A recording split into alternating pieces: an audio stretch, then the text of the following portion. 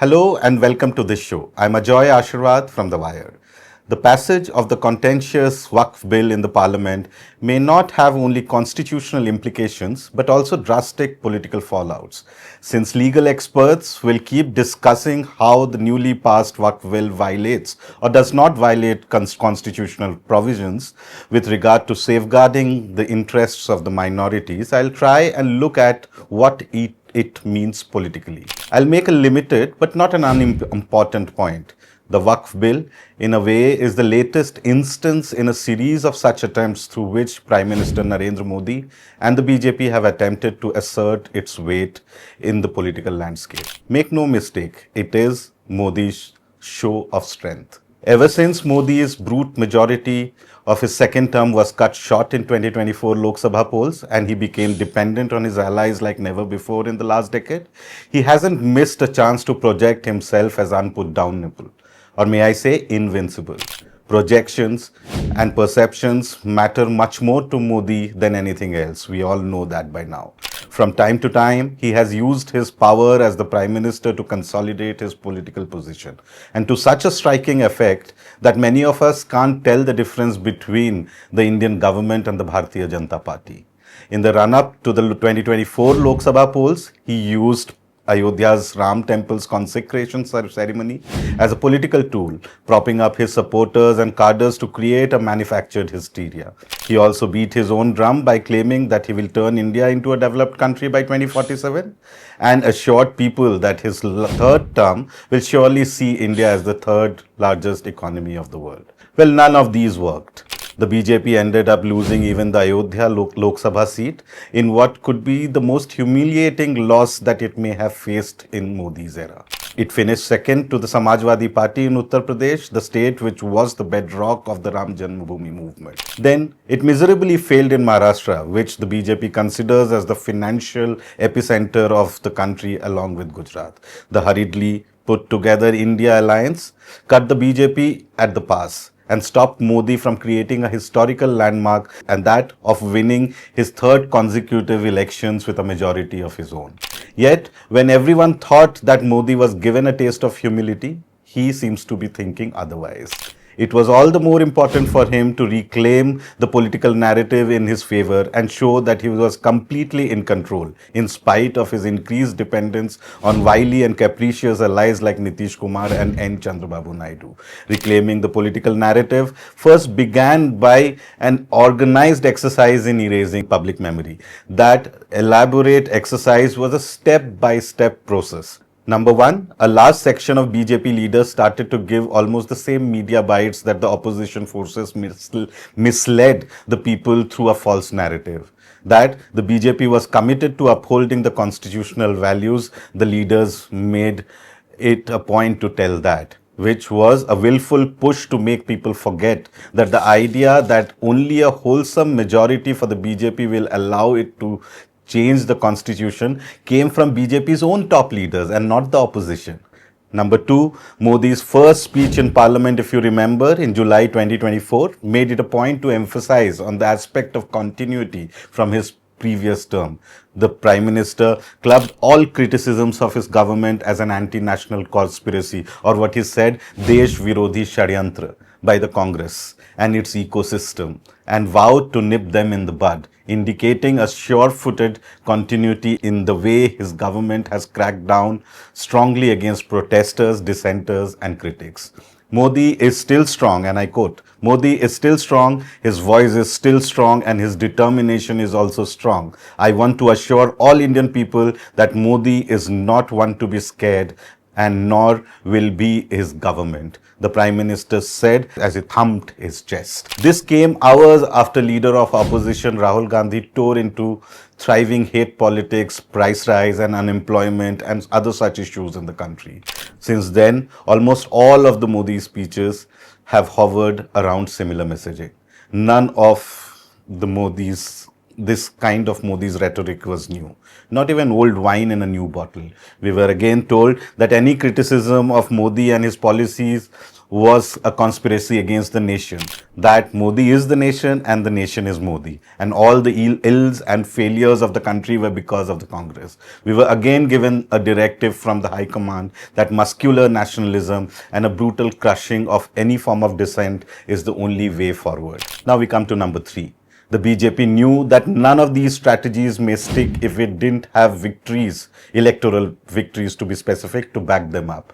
Thus, it spent all its energy to reclaim the states that it had lost in 2024 Lok Sabha polls. It micromanaged the win in Haryana elections in such a way that Congress was almost left dumbfounded. It registered its biggest ever win in Maharashtra by putting into work all the power it had at the center. BJP's excellent performance in the Jammu region in the very first elections of the Union Territory of Jammu and Kashmir also cemented its larger political signaling.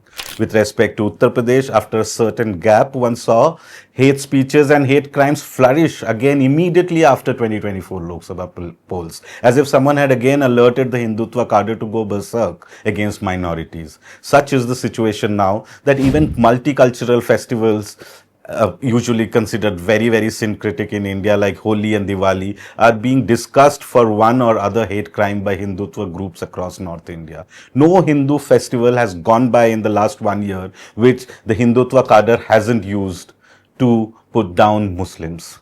Number 4, one may remember that in the months before the Lok Sabha polls, there was a visible fallout between the RSS and the BJP. Party President JP Nadda actually went on record to say that the BJP is big enough now to not depend on RSS for elections. As a result, the RSS reportedly didn't put its weight behind the BJP in the 2024 Lok Sabha polls, and BJP's losses in Maharashtra and UP were attributed to the lack of enthusiasm amongst the RSS cadre.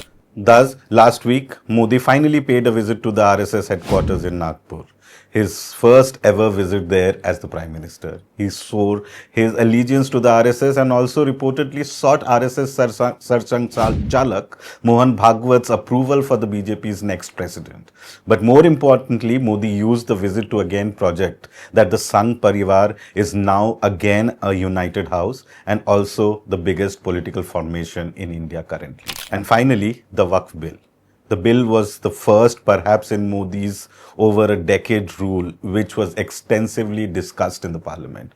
The bill was not passed like the previous ones, like the dilution of Article 370 or criminalization of triple talaq or even the PMLA Act or any other such legislation which were passed without any discussion just because of the brute strength of the BJP in the Lok Sabha. Remember how after securing an unprecedented victory in 2019, the Modi government unilaterally and almost secretly ended the constitutional autonomy of Jammu and Kashmir by making changes to the Article 370.